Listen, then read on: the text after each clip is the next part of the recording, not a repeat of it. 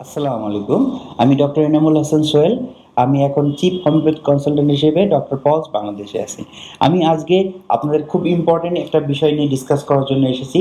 আমরা এখন সাধারণত সবাই এই রোগে ভুগতেছি, অস্টিওপোরোসিস বা হাড় ক্ষয়। এটা সাধারণত আগে আমাদের দেখতাম যে 50 আপ মানুষের প্রবলেমগুলো হতো। কারণ তারা তাদের হাড় ক্ষয় হতো বয়সের কারণে।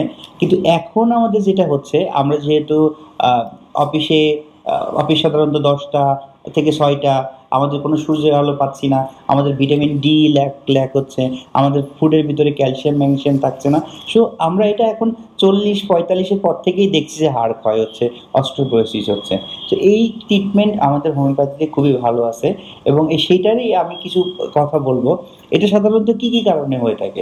মেইনলি আমাদের অস্টিওপোরোসিস বিভিন্ন কারণে হয়ে থাকে।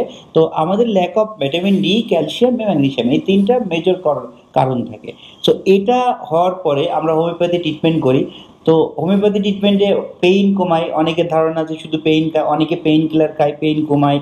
পেইন কমানোটা সলিউশন না। এই অস্টিওপোরোসিস যে হচ্ছে, এটা প্রোটেকশন করতে হবে। দ্যাট মিনস আর ফার্দার যদি কারোর অস্টিওপোরোসিস বা হাড় ক্ষয় 20%, বিএমআই টেস্ট করলাম, বিএমআই টেস্ট করে আমরা কি দেখলাম, ডেক্সা স্ক্যান করে দেখলাম যে কারোর হাড় ক্ষয় হয়েছে 20%, সেটা যাতে আর 25% না হয়, অর্থাৎ 20%ই থাকে বা তার নিচের দিকে যেতে শুরু করে, অর্থাৎ হাড় আরও গঠন করে। এখন অনেকেই আমাদেরকে প্রশ্ন করে যে 25 এর পরে কি হাড় ক্ষয় মানে বন্ধ হয়, কিংবা হাড় ক্ষয় থেকে আবার নতুন করে হাড় তৈরি হয়? হ্যাঁ, এটা হয়। এই হয় দেখানোর জন্যই আমি আজকে আপনাদের সামনে এসেছি। একটা পেশেন্টকে ডিজিজ ডিসকাস করব পেশেন্টকে নিয়ে, যে পেশেন্টের এজ এখন 88 বছর 7 মাস। আপনাদেরকে আমি দেখাবো এখানে। আমার কাছে 2টা ইউনাইটেড হসপিটালের টেস্ট আছে। 2টাই একই পেশেন্টের ইউনাইটেড হসপিটাল টেস্ট আপনাকে স্ক্রিনেও দেখানো হচ্ছে, এবং আপনার স্ক্রিনে ভালো করে আপনারা দেখে নেন। তো এখানে কি হয়েছে, একজন বয়স্ক মানুষ যার 88 বছর বয়স, তো উনি তার হাড় ক্ষয়ের জন্য গত 5 মাস আগে আমার কাছে ট্রিটমেন্ট শুরু করেছিল। এই ট্রিটমেন্টে আমি নিজেও খুব হ্যাপি হয়েছি যে এত দ্রুত এত ভালো কাজ করছে। তো এত দ্রুত এত ভালো কেন কাজ করছে?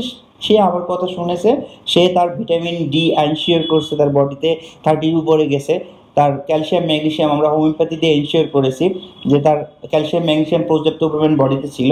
অ্যান্ড দেন আমরা হোমিওপ্যাথি যখন মেডিসিন দিয়েছি, অস্ট্রোবিলাস অ্যান্ড অস্ট্রোক্লাসের ফাংশনটা বেড়ে গেছে, এবং সেটাতে কি হয়েছে, তার যে হাড় ক্ষয় হয়েছিল সেই ক্ষয়টা ফিল আপ হয়ে গেছে।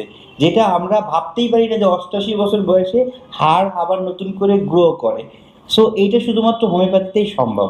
আর এটা কিভাবে হয়েছে, আপনাদেরকে আমি বলি যে ডেক্সা স্ক্যানের রিপোর্টটা, যেখানে আমাদের টি স্কোর আগে ছিল 2.6, -2.6, যেটা এখন টোটাল বডিতে টি স্কোর -1.9। দ্যাট মিনস 26 থেকে সেটা হাড় ক্ষয় 26% থেকে 19% এসছে। আগে যেখানে রাইট ফিমার নেকে তার 32% ছিল, এখন সেটা 26% এসছে। আগে যেখানে লেফট ফিমার নেকে 38% ছিল, সেটা কমে এখন 34% এসছে। এবং এপি স্পাইনে আগে যেখানে তার 30% ছিল, এখন সেখানে মাত্র 13% এসছে। What is improve? And then আমরা জেড স্কোরটা শুনি। জেড স্কোরে আমরা আরও বেশি ইমপ্রুভ হয়েছে। আমরা দেখব আগে ছিল 12% টোটাল বডিতে, সেখানে জেড স্কোর এখন এসছে মাত্র 2%। অ্যান্ড রাইট ফিমার নেকে যেটা ছিল আগে 13%, এখন সেটা 5%-এ চলে এসছে।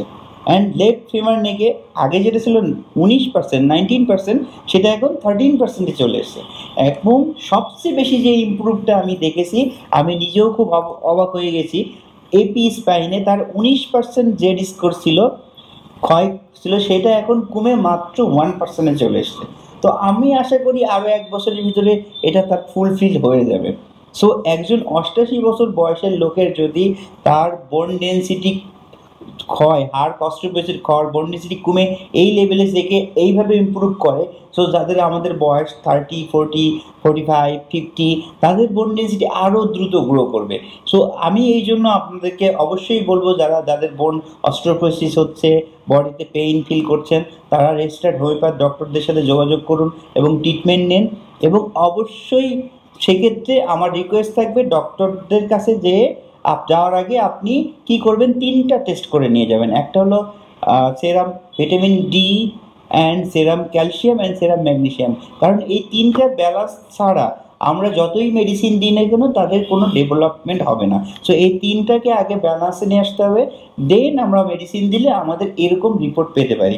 সো এরপরেও আমরা এখন অস্টিওপোরোসিস নিয়ে বসে থাকার কোনো দরকার নাই, ভয় পাওয়ার কিছু নাই, আমরা ট্রিটমেন্ট করব। এরপরে আমি আরও অনেক রোগ নিয়ে ডিসকাস করব, ডিজিজ নিয়ে ডিসকাস করব। সো কোনো রকম কোনো প্রবলেম আপনারা ফিল করলে আমাদের সাথে যোগাযোগ করতে পারেন, আমাদের নিচেই নাম্বার দেওয়া থাকবে স্ক্রিনে। সো ভালো থাকবেন, সবাই ভালো থাকবেন, আবার দেখা হবে। আসসালামু আলাইকুম।